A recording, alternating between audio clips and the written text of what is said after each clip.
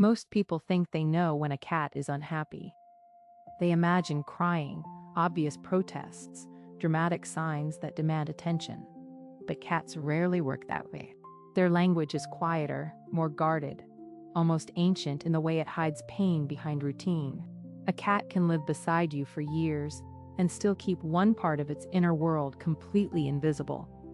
And that is what makes their sadness so easy to miss. Maybe you've seen it without realizing what it meant. The cat who used to greet you at the door now stays under the bed. The one who once stretched across the sunniest part of the house now sleeps in tucked-away corners. The playful spark is gone, replaced by stillness. Or maybe there's no dramatic change at all, just a slow fading of interest, a subtle retreat from touch, a quiet refusal to join the life of the home the way they once did. We often call that you getting older, or being moody, or you just a cat. But what if it's something deeper? Feline psychology tells us that a cat's emotional world is shaped by safety, territory, pain, and the tiny daily rituals that make life feel manageable. When any of those pieces shift, a cat may not complain in a way humans immediately recognize. Instead, they adapt in silence. They hide, they overgroom, they stop playing, they eat differently. They become harder to reach, not because they love you less, but because something inside them no longer feels secure. That's the heartbreaking part. The signs are often there, just not in the form we expect. And once you start seeing them, you can unsee them. A cat's body becomes a conversation. Their posture, their sleeping patterns, the way they approach a room, the way they accept or reject. Every small behavior can reveal whether they feel safe, stressed, bored, uncomfortable, or quietly overwhelmed. If you've ever looked at your cat and wondered, are they okay? That question matters more than most people realize. In this video, we're going to explore the hidden emotional life of cats and uncover the subtle signs that can reveal when a cat is silently unhappy. And by the end, you may find yourself seeing your own cat with completely different eyes. A cat's unhappiness rarely arrives like a storm. It comes like a draft under a closed door, like a small change in light you can't quite name.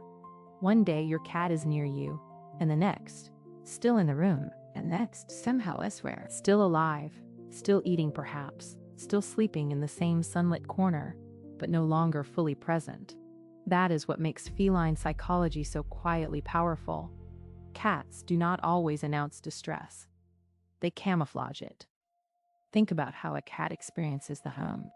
To us, a house is furniture, walls, routines, and noise. To a cat, it is territory, memory, scent, safety, and pressure. Every hallway has meaning. Every chair has history. Every interruption matters. A loud appliance, a new guest, a moved litter box, a change in schedule. Even a shift in your own mood can alter the emotional landscape they live inside.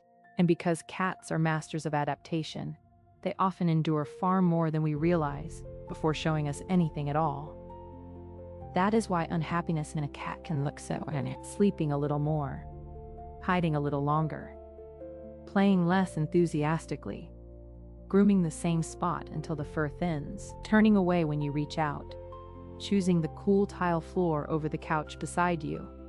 These are not always dramatic signals. Sometimes they are whispers. Sometimes they are the cat's way of saying, something in my world no longer feels right. And if you have ever looked at your cat and felt that strange uncertainty, that quiet guilt of wondering whether you missed something important, you are not alone. Many people do. We love them deeply, yet we often read their silence as calm, when in fact, silence can be strategy. Cats conserve energy when they feel unsafe, confused, overstimulated, or unwell. They retreat into invisibility because, in the wild logic still living inside them, vulnerability is dangerous. So the real question is not whether your cat is wogging difficult. The question is what their behavior is trying to protect them from. What changed? What feels too loud, too unpredictable, too painful, too close? And what might happen if, instead of asking your cat to adapt more, you began adapting your world to them? If this is making you look at your own cat a little differently, leave a like and stay with me, because the next signs are even more revealing. And once you see them, you may never look at feline behavior the same way again. A cat's unhappiness is rarely loud.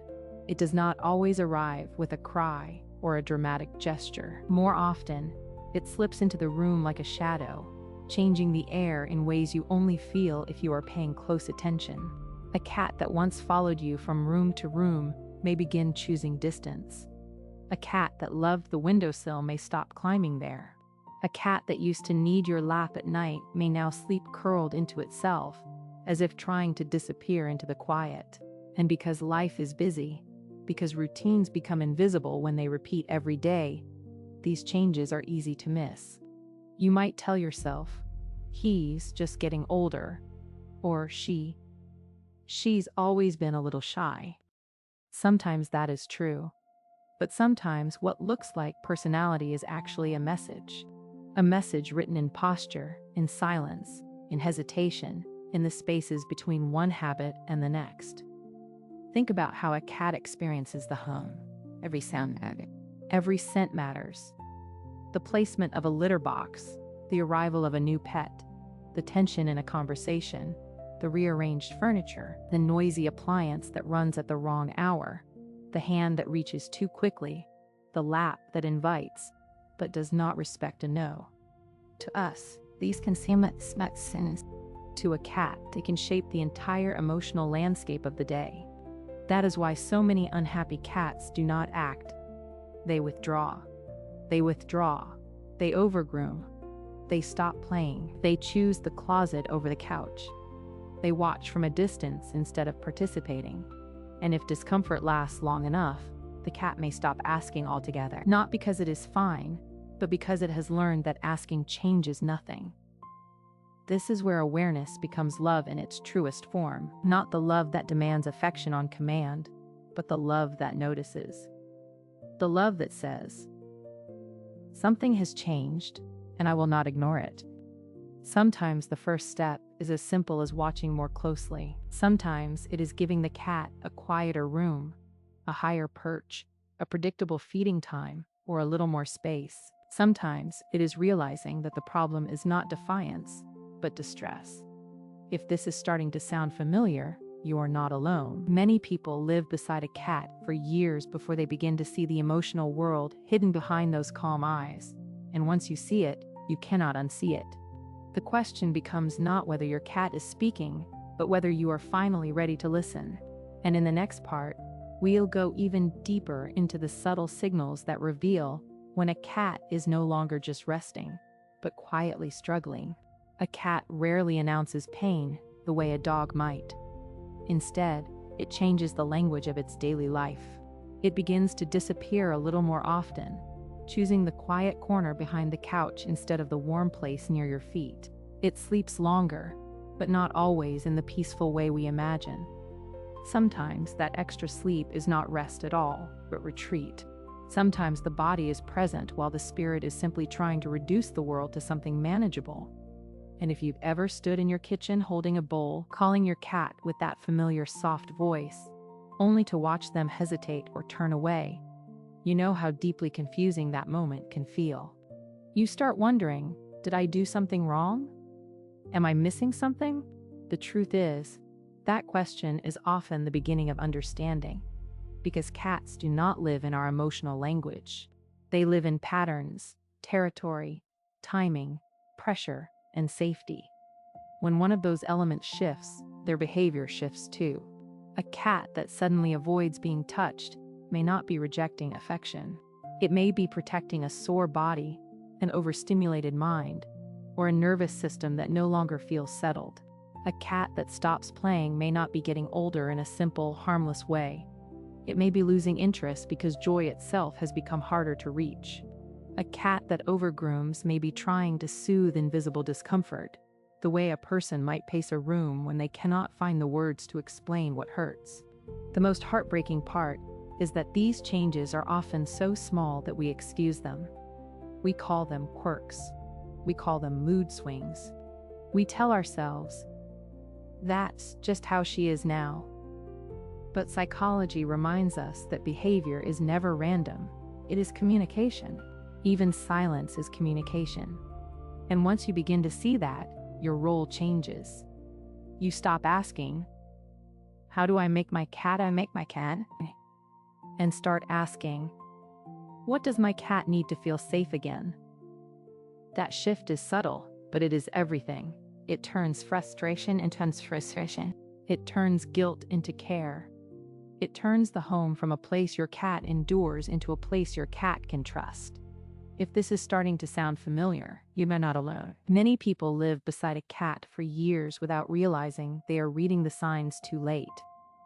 But the good news is that awareness opens a door, and behind that door are the next clues.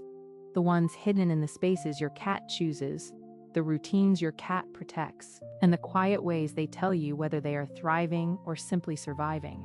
There is a quiet kind of heartbreak in realizing that a cat may have been struggling in silence for far longer than we understood. Not dramatic, not obvious, just a gentle fading of presence. The cat who once met you at the door now watches from the hallway. The one who curled beside you at night has chosen the far end of the couch, or perhaps a closet, or the space beneath the bed where the world feels smaller and safer. And because cats are masters of restraint, we often tell ourselves it is nothing. A phase, personality, age. But psychology asks a deeper question. What changed inside the cat's world that made retreat feel necessary? In a healthy emotional life, a cat seeks predictability. The same windows, the same feeding rhythm, the same tone of voice, the same respect for space. When that inner map is disturbed, even slightly, the cat does not complain like a human would. It adapts, it tightens, it becomes quieter, more watchful, more self-contained. Sometimes that looks like sleeping too much. Sometimes it looks like less grooming or too much grooming. Sometimes it looks like a cat who suddenly stops playing, as if joy itself became too costly to reach. And the most painful part is that these signs are easy to miss when life is easy. We walk through the home with our thoughts elsewhere, seeing the bowl, the litter box, the blanket, the cat on the windowsill, but not noticing the distance growing in small increments. Yet cats communicate in shifts, not speeches. They tell us through direction, through posture, through avoidance, through the timing of their exits and returns. A cat who no longer wants to be touched is not being difficult. A cat who startles more easily is not being dramatic. Often, that is a nervous system asking for repair. If this is beginning to sound familiar, take a moment and really look. Not with guilt, but with honesty. That is where care begins, because once you see the pattern, you can begin to interrupt it. You can soften the noise, restore routine, add vertical space, protect hiding places, reduce conflict, and respect the cat's need to choose. Sometimes the smallest changes carry the largest meaning. And if you have noticed one of these quiet signals in your own cat, I'd invite you to like this video so more people learn how subtle feline suffering can be. What concerns you most right now? Your cat seems sad, hides a lot, has lost interest, sleeps too much, or has changed behavior suddenly. Stay with me, because the next piece may explain why some cats withdraw even when nothing seems visibly wrong. And maybe that is the quiet truth this journey leaves us with. A cat does not always suffer loudly. Sometimes pain arrives as distance. Sometimes sadness sleeps. Sometimes fear hides behind stillness, behind a body that seems calm only because it has learned not to ask for anything at all. But once you begin to see these small signals, something changes in the room. You stop thinking, "What is wrong with my cat?" and start asking, "What is my cat trying to tell me?" That shift matters, because in that question lives respect. In that question lives patience. In that question, a relationship begins to heal. You may notice that your cat lingers near the window, but no longer watches the world with curiosity, or that they accept your presence, but only from a distance, or that the playful spark you once knew has dimmed into routine. These are not failures of love. They are invitations to look closer, to slow down, to understand that your cat's inner life is real, rich, and vulnerable. And if this video has done anything, I hope it has given you permission to trust what you observe. Not every change is dramatic. Not every problem announces itself. But a careful eye, a softer hand, and a more predictable home can mean more than we imagine. Sometimes the greatest gift we can offer is not more attention, not control, but safety. Not assumption, but listening. If this spoke to you, take a moment to like the video so more people can begin noticing these hidden signs. And if you've ever wondered whether your cat is hiding sadness, stress, or discomfort behind a quiet routine, subscribe and stay with me. There is still much to uncover about the secret language cats use when they trust us enough to speak without words. Because the story of a cat is often written in silence. And once you learn how to read it, you may realize they were never being difficult, distant, or cold. They were communicating, and perhaps, all along, they were waiting for someone like you to finally understand.